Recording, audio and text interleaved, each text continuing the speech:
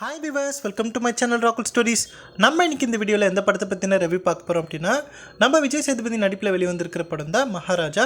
So இந்த படத்தை பற்றின ஒரு ஷார்ட் ரிவ்யூ தாங்க பார்க்க போகிறோம். வாங்க வீடியோக்குள்ளே போகலாம். இந்த படத்தோட ஒன்லைன் ஸ்டோரி என்னென்னு பார்த்தீங்க அப்படின்னா, நம்ம படத்தோட ஹீரோ ஒரு பார்பர் ஷாப் வச்சுருக்காரு. இவர் ஒரு கட்டத்தில் பார்த்தீங்க அப்படின்னா ஒரு போலீஸ் ஸ்டேஷன் போய் இந்த மாதிரி லக்ஷ்மியை காணும் அப்படின்னு சொல்லிட்டு ஒரு கம்ப்ளைண்ட்டை கொடுக்குறாரு. ஸோ அப்படி கொடுத்ததுக்கப்புறமா அவங்க கேட்குறாங்க, போலீஸ் ஸ்டேஷனில் கேட்குறாங்க, இந்த லக்ஷ்மி அப்படிங்கிறது யாருப்பா, உங்கள் பொண்ணா உங்கள் ஒய்ஃபா யார்ப்பா அப்படின்ற மாதிரி கேட்கும்போது அவர் என்ன சொல்கிறார் அப்படின்னா, எங்கள் வீட்டில் இருக்கக்கூடிய ஒரு குப்பை தொட்டி சார் அப்படிங்கிற மாதிரி அவர்கிட்ட சொல்கிறாரு. சொன்னோன்னே தான் நம்மளுக்கே தெரிய வரும், இவ்வளோ நேரம் அது குப்பை தொட்டியை பற்றி தான் பேசிகிட்டு இருக்காரு அப்படின்னு. ஸோ சொன்னதுக்கப்புறம் அங்கே இருக்க எல்லா போலீஸுமே என்ன பண்ணுவாங்க அப்படின்னா, இவர் எப்படியாச்சும் கலப்பணும், இப்போ போயா லூஸாயா நீ ஒரு 200 300 கொடுத்தா ஒரு குப்பை தொட்டி கிடைக்கும் போது அதை விட்டுட்டு இதுக்காக கம்ப்ளைண்ட்டை ஒன்று தூக்கிட்டு வந்துட்டேன் அப்படிங்கிற மாதிரி சொல்லுவாங்க. சொன்னதுக்கப்புறம் பார்த்திங்க அப்படின்னா ஒரு என்ன சொல்லுவார்னா, ஒரு கட்டத்தில் எல்லாமே சொல்லி பார்ப்பார். ஸோ அதுக்கப்புறம் என்ன பண்ணுவாங்க அப்படின்னா, சரி பரவாயில்ல, கம்ப்ளைண்ட் எல்லாம் ஃபைல் பண்ண முடியாது, வேணால் நீ என்னாச்சு ஏதாச்சுன்னு சொல்லு, நாங்கள் வேணால் ரிட்டனை எழுதிக்கிறோம் அப்படிங்கிற மாதிரி சொல்லுவார். சொன்னோடனே சரி ஓகே அப்படின்ற மாதிரி நம்ம ஹீரோவும் அந்த கதையை சொல்ல ஆரம்பிப்பார், எந்த மாதிரி சம்பவங்கள் ஆச்சு அப்படின்னு.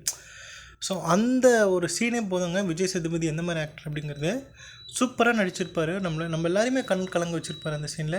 ஸோ கண் கலங்கிட்டு அந்த கதையை சொல்லுவார் பாருங்கள், வேறு லெவலில் இருக்கும். சொல்ல மறந்துட்டேன், இந்த படம் நம்ம விஜய் சேதுபதியோட 50வது படம்.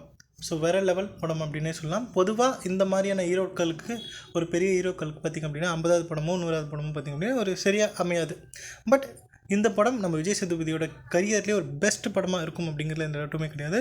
வேறு லெவல் படம் அப்படின்னே சொல்லலாம். சமீபமாக பார்த்திங்க அப்படின்னா நம்ம மலையாளத்தில் மஞ்சுமல் பாய்ஸு, ஆடு ஜீவிதம் அப்படிங்கிற மாதிரி படங்கள்லாம் வந்து மிகப்பெரிய வசூல் சாதனைலாம் பண்ணிகிட்ருக்கு அப்படிங்கிறத கேட்கும்போதே பர்சனலாக எனக்கு ரொம்ப பொறாமையாக இருந்துச்சுன்னு நான் ஓப்பனாகவே சொல்லிடுவேன்.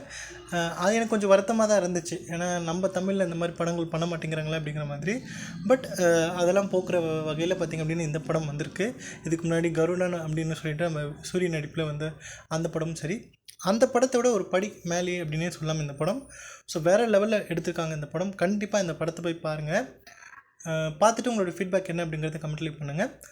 இந்த படத்தை பார்க்கும்போது ஃபஸ்ட் ஆஃப் என்னடா ரொம்ப வந்து அப்படியே சட்டிலாக போகுது அப்படிங்கிற மாதிரி தோணும். பட் செகண்ட் ஹாஃபில் தான் வச்சுருக்காங்க மிகப்பெரிய ட்விஸ்ட்.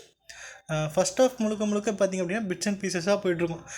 இந்த சீன் ஏன் வருது, இந்த சீன் ஏன் வருது, சம்மந்தம் எல்லாமே சீன்ஸ்லாம் இருக்கும். அங்கங்கே ஒரு விஷயம் நடக்கிற மாதிரி காமிப்பாங்க. ஸோ செகண்ட் ஹாஃபில் அந்த படம் சூடு பிடிக்கும் பாருங்கள், வேறு லெவலில் இருக்கும். ஸோ கண்டிப்பாக இந்த படத்தை தேட்டரில் போய் பாருங்கள், அப்போ தான் அந்த ஃபீல் உங்களால் உணர முடியும்.